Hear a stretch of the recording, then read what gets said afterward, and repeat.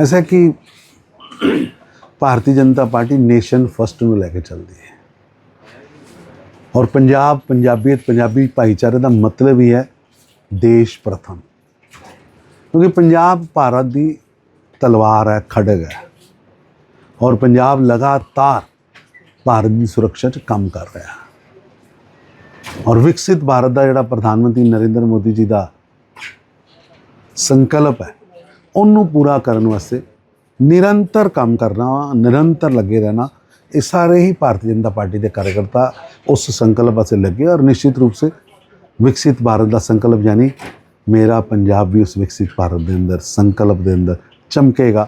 वो भी फाइनैंशियल क्लचिस से निकलेगा, वो भी रंगदारी गैंगस्टरवाद तो मुक्ति मिलेगी और 2027 भारतीय जनता पार्टी की सरकार आएगी।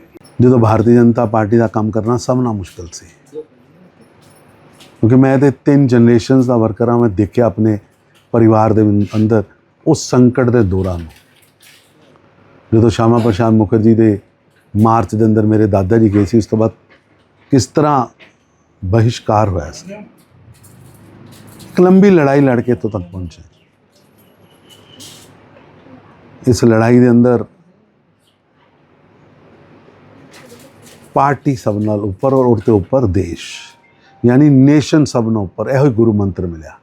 और अज प्रधानमंत्री नरेंद्र मोदी जी का, गृह मंत्री अमित शाह जी का, नितिन नवीन जी का धन्यवाद है कि जिन्होंने मेरे वर्गे एक पोस्टर लगाने वाले कार्यकर्ता, एक वॉल राइटिंग करने वाले कार्यकर्ता पहले महामंत्री तक पहुँचाया और हुण पार्लीमेंट तक पहुँचाने से टिकट दिता।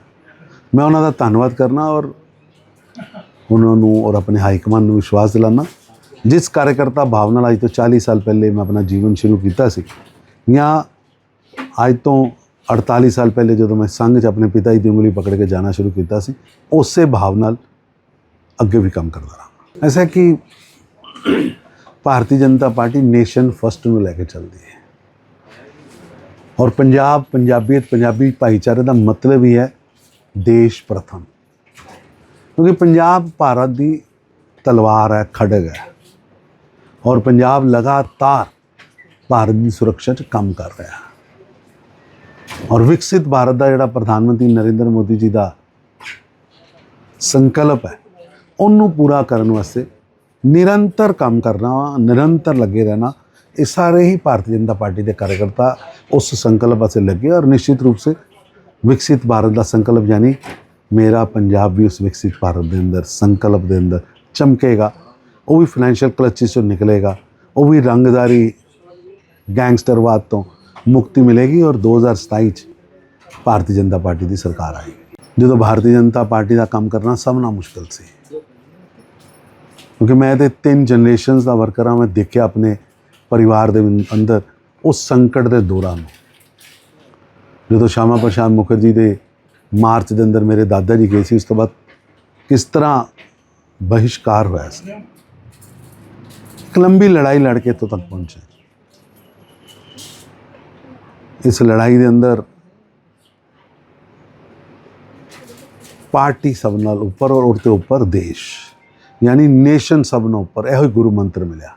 और अज प्रधानमंत्री नरेंद्र मोदी जी का, गृह मंत्री अमित शाह जी का, नितिन नवीन जी का धन्यवाद है कि जिन्होंने मेरे वर्गे एक पोस्टर लगाने वाले कार्यकर्ता, एक वॉल राइटिंग करने वाले कार्यकर्ता पहले महामंत्री तक पहुँचाया और हुण पार्लीमेंट तक पहुँचाने से टिकट दिता। मैं उन्होंने धन्यवाद करना और उन्होंने और अपने हाईकमान को विश्वास दिलाना। जिस कार्यकर्ता भावना अज तो 40 साल पहले मैं अपना जीवन शुरू किया सी, या अज तो 48 साल पहले जो मैं संघ च अपने पिता जी की उंगली पकड़ के जाना शुरू किया सी, उस भाव अगे भी काम करता रहा। ऐसा कि Bharatiya Janata party nation first में लैके चलती है और पंजाब पंजाबीयत पंजाबी भाईचारे का मतलब ही है देश प्रथम, क्योंकि पंजाब भारत की तलवार है, खड़ग है और पंजाब लगातार भारत की सुरक्षा 'च काम कर रहा है और विकसित भारत का जोड़ा प्रधानमंत्री नरेंद्र मोदी जी का संकल्प है उन्होंने पूरा करने वास्ते निरंतर काम करना, निरंतर लगे रहना, ये सारे ही भारतीय जनता पार्टी के कार्यकर्ता उस संकल्प वास्ते लगे और निश्चित रूप से विकसित भारत का संकल्प यानी मेरा पंजाब भी उस विकसित भारत के अंदर संकल्प के अंदर चमकेगा। वो भी फाइनैंशियल क्लचिस चो निकलेगा, वो भी रंगदारी गैंगस्टरवाद तो मुक्ति मिलेगी और 2027 भारतीय जनता पार्टी की सरकार आएगी। जो भारतीय जनता पार्टी का काम करना सब ना मुश्किल से, क्योंकि मैं तो 3 जनरेशन का वर्कर हाँ। मैं देखा अपने परिवार के अंदर उस संकट के दौरान जो श्यामा प्रसाद मुखर्जी के मार्च के अंदर मेरे दादा जी गए सी, उस तो बाद किस तरह बहिष्कार होया सी। एक लंबी लड़ाई लड़के तो तक पहुँचे। इस लड़ाई के अंदर पार्टी सब नाल उपर और उसके उपर देश यानी नेशन सब नाल उपर, यह गुरु मंत्र मिला। और अज प्रधानमंत्री नरेंद्र मोदी जी का, गृह मंत्री अमित शाह जी का, नितिन नवीन जी का धन्यवाद है कि जिन्होंने मेरे वर्गे एक पोस्टर लगाने वाले कार्यकर्ता, एक वॉल राइटिंग करने वाले कार्यकर्ता पहले महामंत्री तक पहुँचाया और हुण पार्लीमेंट तक पहुँचाने से टिकट दिता। मैं उन्होंने धन्यवाद करना और उन्होंने और अपने हाईकमान को विश्वास दिलाना। जिस कार्यकर्ता भावना अज तो 40 साल पहले मैं अपना जीवन शुरू किया सी, या अज तो 48 साल पहले जो मैं संघ च अपने पिता जी की उंगली पकड़ के जाना शुरू किया सी, उस भाव नाल अगे भी काम करता रहा। ऐसा कि Bharatiya Janata party nation first में लैके चलती है और पंजाब, पंजाबीयत, पंजाबी भाईचारे का मतलब ही है देश प्रथम, क्योंकि पंजाब भारत की तलवार है, खड़ग है और पंजाब लगातार भारत की सुरक्षा च काम कर रहा है।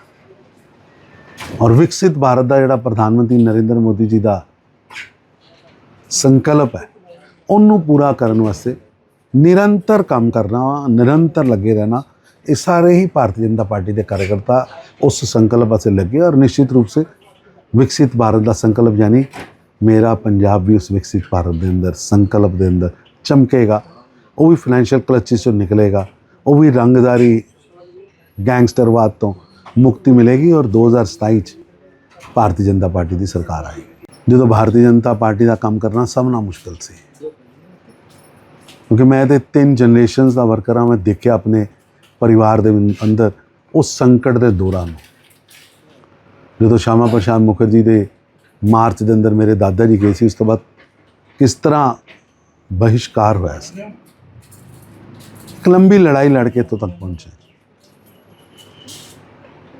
इस लड़ाई के अंदर पार्टी सब नाल उपर और उसके उपर देश यानी नेशन सब नाल उपर, यह गुरु मंत्र मिला।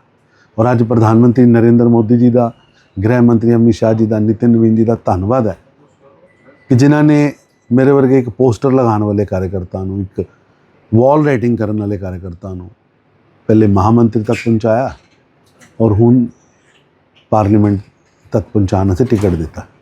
मैं उन्होंने धन्यवाद करना और उन्होंने और अपने हाईकमान को विश्वास दिलाना। जिस कार्यकर्ता भावना अज तो 40 साल पहले मैं अपना जीवन शुरू किया सी, या अज तो 48 साल पहले जो मैं संघ च अपने पिता जी की उंगली पकड़ के जाना शुरू किया सी, उस भाव नाल अगे भी काम करता रहा।